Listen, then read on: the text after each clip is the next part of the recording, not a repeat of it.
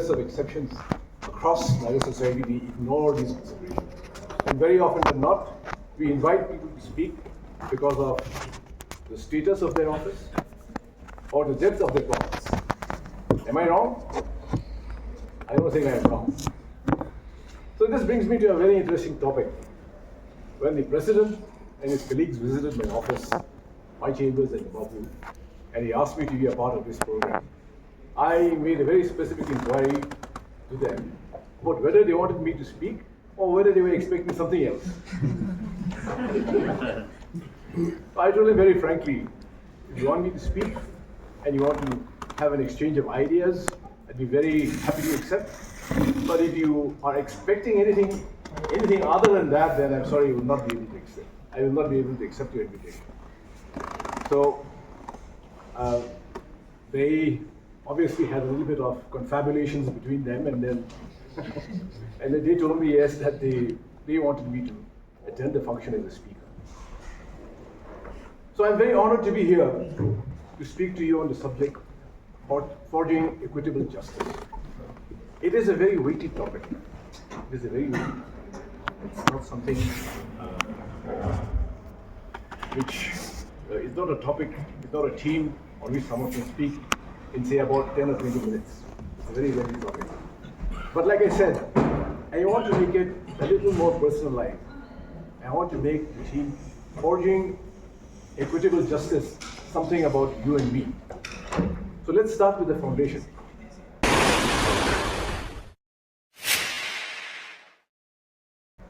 The foundation would be just a few definitions, and then I will go on to something else related to that. So, justice, how is it defined? The Oxford Dictionary defines justice as 1. Just conduct, 2. Fairness, 3. The exercise of authority in the maintenance of right. Wikipedia defines it as justice in its broadest sense is the concept that individuals are to be treated in the manner that is equitable and fair. A society in which justice has been achieved will be one in which individuals receive what they deserve. Then there is the definition of equity. Black's Law Dictionary defines equity as justice administered according to fairness as contrasted with strictly formulated rules of common law. So there is a difference between justice and equity. I think Black's definition makes it very explicit. Now, turning these definitions and the concept of forging justice with equity into a more personalized discussion. Let's break it down. Justice is ultimately about the individual and what he or she does. Each and every one of us, what you and I do. As students, let's take it down to the level of students first. As students, you want to forge justice and equity. You have accepted or you have adopted the theme, forging justice, forging equitable justice. How do you do it? As students, you yourselves must place yourself in circumstances to pursue that. So how do you do it as students? Do you just attend classes, take down notes, listen to your lecturers, and that's the end of your pursuit of legal studies? No, it is not. It is not. As students, you must understand the subject that you are learning. You must. It must be your first endeavor as a law student. You must understand the subject that you're learning.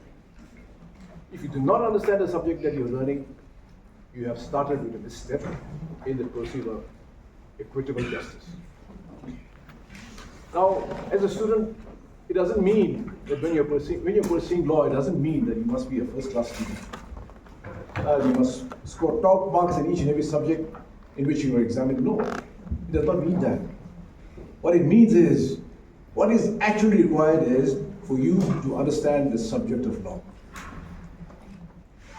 That is the fundamental requirement of legal studies. You must understand your subjects. And then, of course, it doesn't mean that you should fail. You must pass your legal studies, you must pass. You must become a graduate in law. That will enable you to join the legal profession. But passing the law and then joining the legal profession are different worlds altogether again. Now, I had a very interesting discussion with the president and his colleagues when they visited my chambers. Most of them, quite a few of them, they voiced this opinion that law students who join the legal profession are very often disappointed. And also that ladies, women folk, are not make any headways in the legal profession. I disagree with them.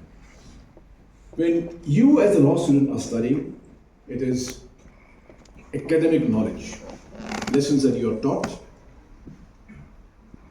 lessons on which you are examined, lessons on which you are subjected to examinations, and lessons and on the basis of which you pass and enter into the legal. Then begins the time of self-learning.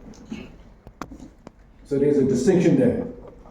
Academic learning, when you are in college and pursuing your legal studies, you get a law degree, you sit for your bar exam, and then you join the legal profession, and that is the time of self-learning.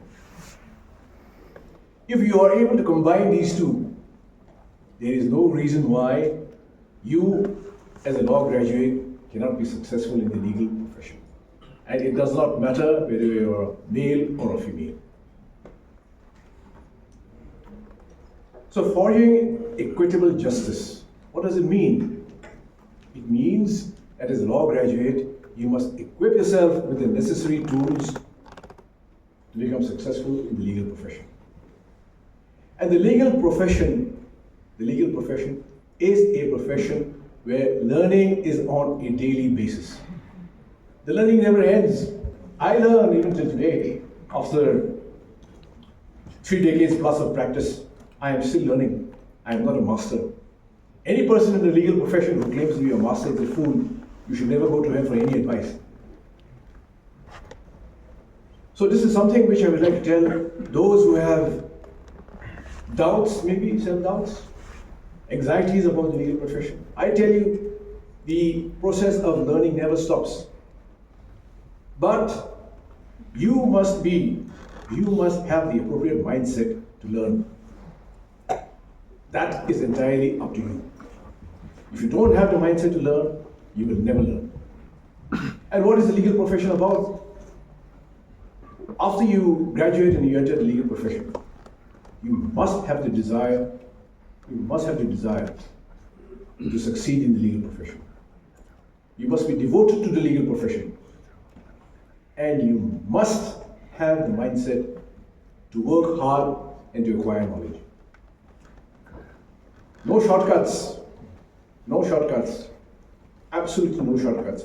And I can tell you that from experience. Absolutely no shortcuts. You must have the desire to know about the legal profession. An inquiring mind. Problems come, you work in a chamber, you work in a law chamber.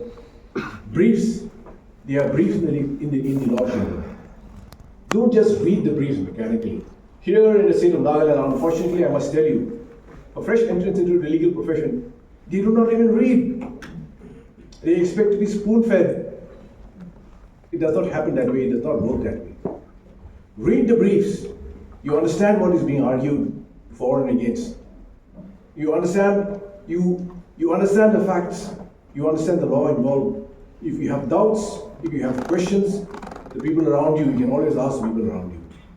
You can ask the senior with whom you are engaged, in whose chamber you are working. You must have an inquiring mind. Along with having an inquiring mind, you must be devoted to the profession. It's not like I'm here on Monday, I'll take holidays or do my own thing on Tuesday and Wednesday, come back on Thursday. It doesn't work that way. You must be devoted to the legal profession. And you must be willing to work hard and acquire knowledge. These are the keys to success in the legal profession. It sounds very daunting, and at the same time, it sounds very simple. Be devoted to the profession, have an inquiring mind, be ready to work hard and acquire knowledge. And yet, many fail.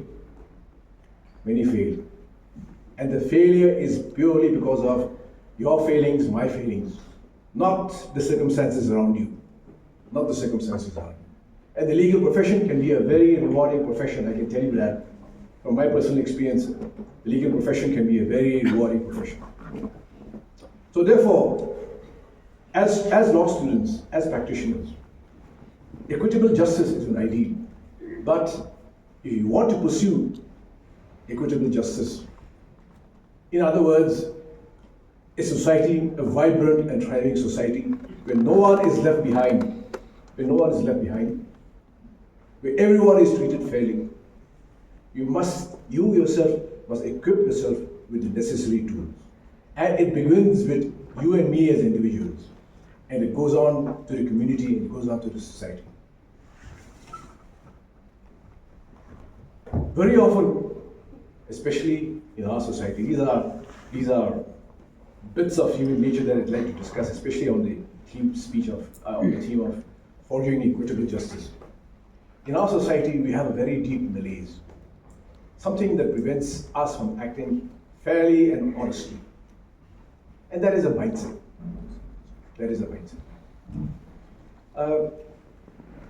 We have become so used to instant gratification in many ways. If we enter the legal profession today, we want to be a success tomorrow. If you enter into business today, we want to become a millionaire tomorrow. If you become a politician today, we want to aim for the highest or the best chair in the field of politics, and do everything in our power to ascertain that we move towards that direction. That kind of a mindset is what is affecting our Naga society today. It is all about individuals. It is about I, me, myself, and therefore in the process, the society as a whole is suffering. And we can see that in our society. And as long as we continue with this mindset in our society, we as Nagas cannot forge ahead. And the ideal of forging equitable justice will remain an ideal, it will remain a dream. Many people will be left behind. There will be no fairness in our society. And that we are experiencing today. If you just open your eyes, look outside, you can see it everywhere.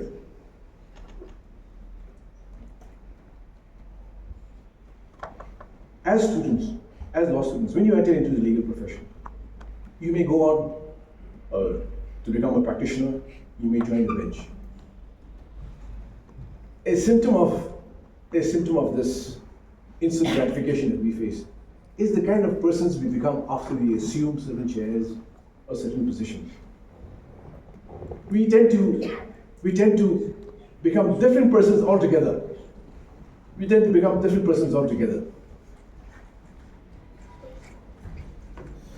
Someone who was with you and me, sitting in the same chair, sitting in the same room. When tomorrow he becomes, or he occupies a certain position, he becomes a different person altogether. Almost like a caricature of himself. His voice changes, his attitude changes, his posture changes, his circle of acquaintances change. Different persons altogether.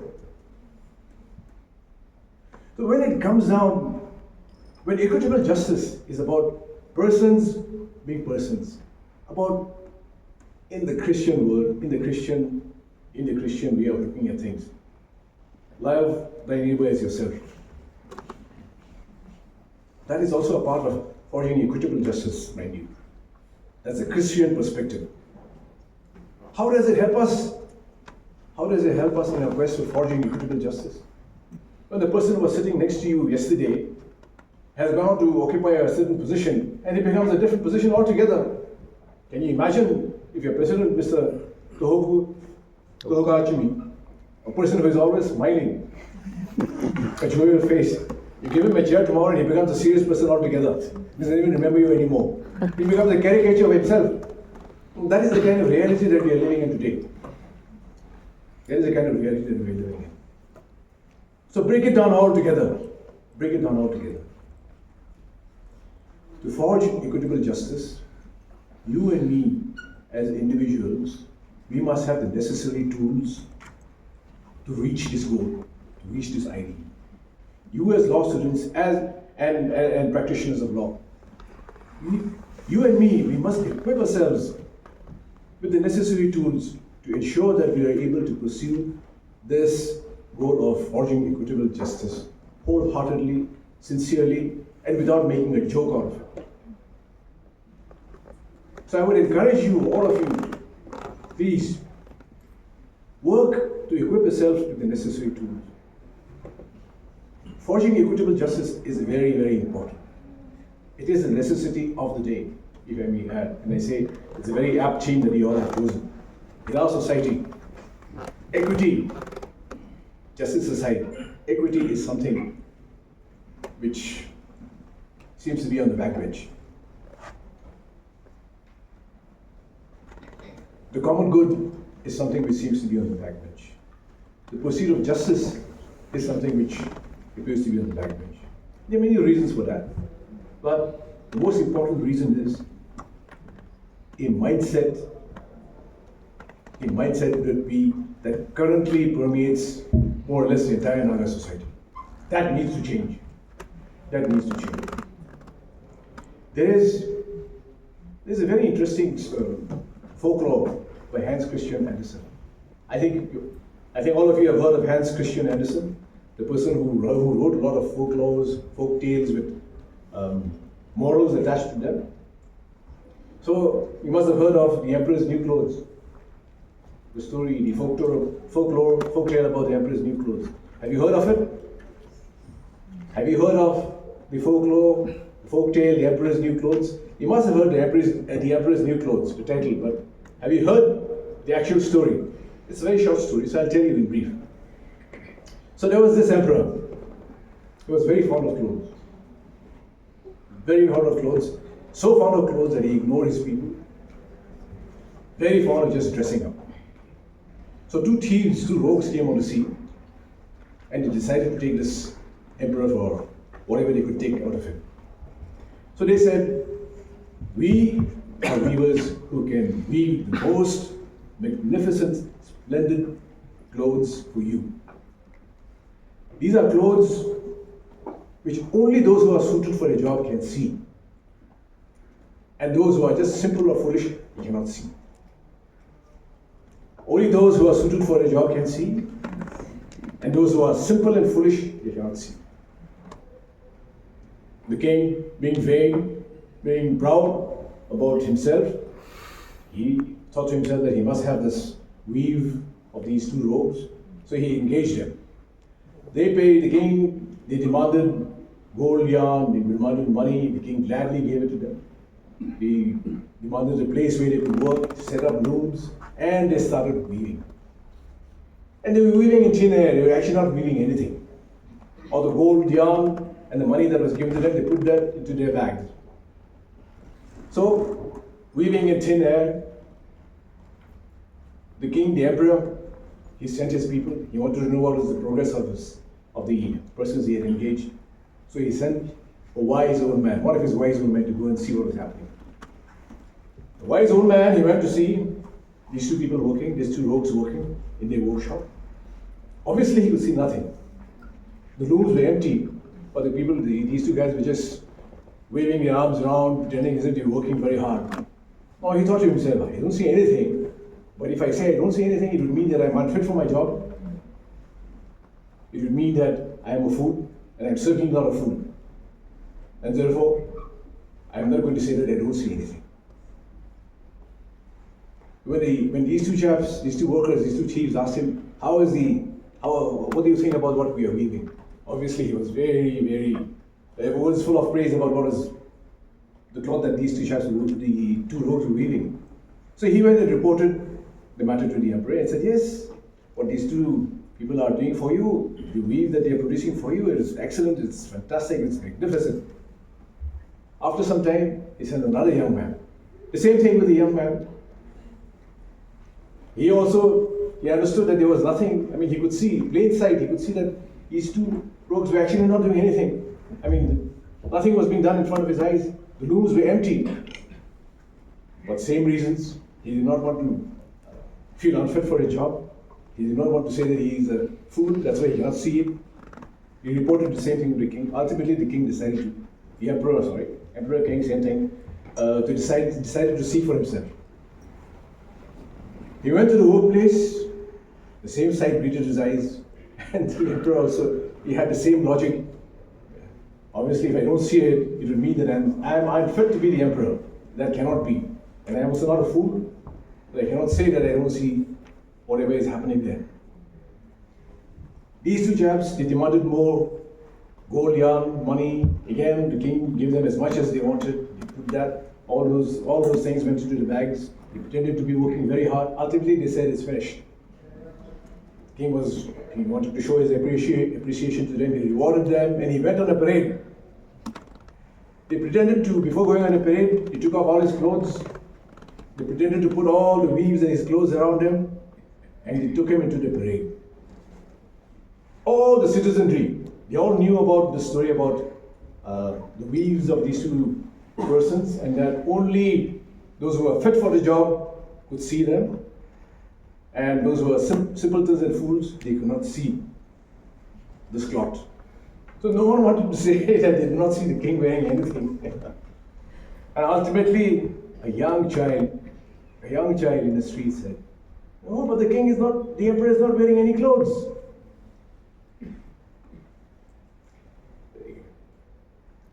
We are so full of our pride. We are so full of pride. We are so vain.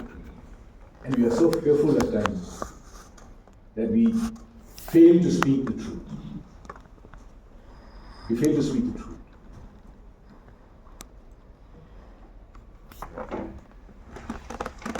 Sometimes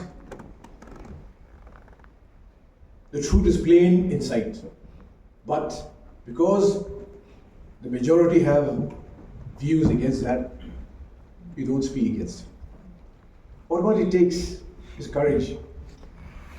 Courage not in terms of going to war, but courage in terms of honesty and integrity to voice out circumstances, to voice out and speak the truth.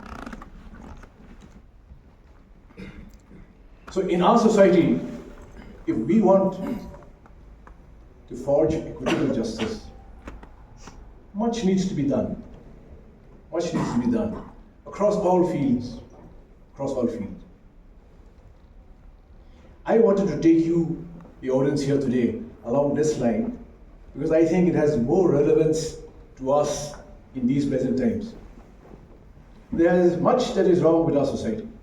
There is much that needs to be corrected. But it begins with you and me. We want to forge equitable justice. Students, equip yourself with the necessary tools to forge equitable justice. Lawyers, practitioners, bench in the bar, equip yourself with the necessary tools. Be prepared to work hard. Be prepared to learn. Be prepared to be fair to those around you. Then only we go on the process, we embark on the process of forging equitable justice. I was saying earlier about persons being invited to speak because of the status that they have, that the status or the office that they occupy, or the depth of their pockets. So, very often these persons, in a manner of speaking, they pay you for hearing them speak. And you accept payment to hear them speak. And very often, they speak nonsense, you hear nonsense. And very frankly, I hope to all those who are gathered here today that I have not spoken nonsense today. Thank you very much. God bless.